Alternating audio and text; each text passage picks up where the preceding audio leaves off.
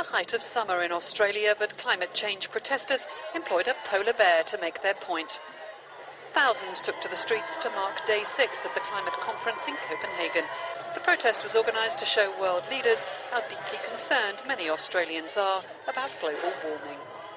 In China, there were no mass demonstrations, but a group from the charity Oxfam erected a 5-metre Christmas tree to make their point. They put it on the dry bed of what was once a river. They say 9 out of 10 poorer families in China are affected by climate change. Some of them are still using oil lamps, so they make very small emissions, but they're suffering most from climate change, global warming, sandstorms and water shortage. The US Embassy was the target of a climate protest in Indonesia. Demonstrators are angry that the world's second highest polluter failed to sign up to the Kyoto Protocol, which a deal in Copenhagen is expected to replace. Hey, you Americans, reduce your emissions. Follow the Kyoto Protocol and create a better world. It seems many in Japan share that sentiment too. A rift between rich and poor nations has stalled the climate talks in Copenhagen, and China has accused America of being extremely irresponsible after saying that no US climate aid would go to China. With a week to go before the conference ends, there's still time to resolve problems, but it seems climate change protesters across the globe are determined to keep up the pressure all the same. Sonia Legg, Reuters. Hello, I just wanted to make a comment on that video, which I think is 100% pure propaganda. It's about as much as you can get of one-sidedness. But the 3 points I wanted to make was that yes, I don't agree with that video. I don't want people to think I posted it because I'm all for the Copenhagen Treaty.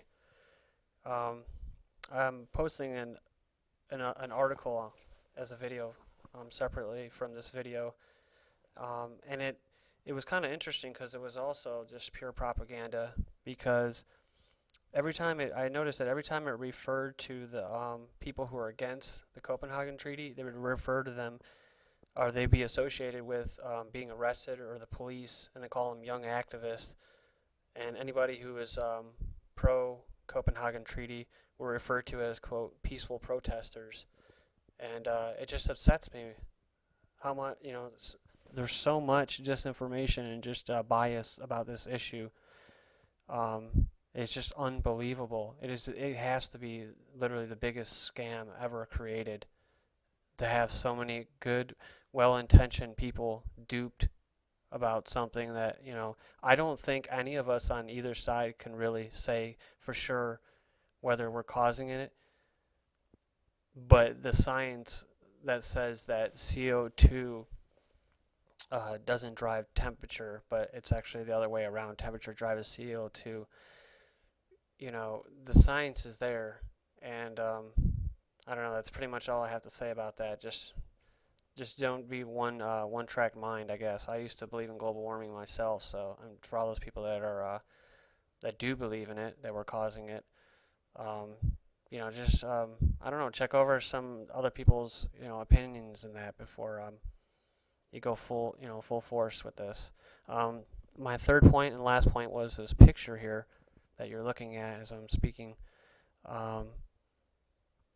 It struck me as kind of spooky, because this police state is really it really is set up, it's structured, and it's ready. It's well greased. It's ready to go.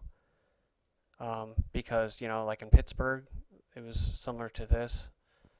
In China, of course, it's like this. And the thing that kind of struck me as kind of odd was the way they have them. All these protesters. I don't know if they're pro treaty and anti-treaty. They're probably both. But either way, look at how they're lined up in rows and columns, and they're all standing up like that. It reminded me of something like out of World War II, like where the Gestapo or the Nazi SS were, getting ready to execute people. I mean, this is some scary shit, people. I mean, this isn't just a peaceful protest. These guys are actually it's like a training exercise for them.